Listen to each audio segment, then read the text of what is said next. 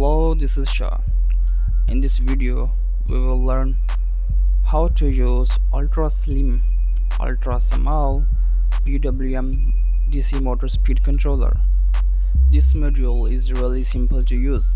You just need to give power supply 3 to 15 voltage and connect to the motor under 90 watt, approximately 5 ampere. Here's the simple demonstration how I'm using this.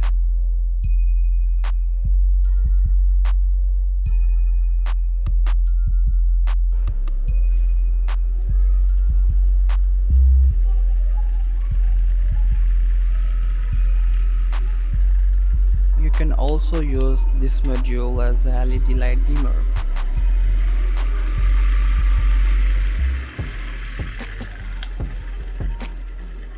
Thanks for watching. See you in the next video.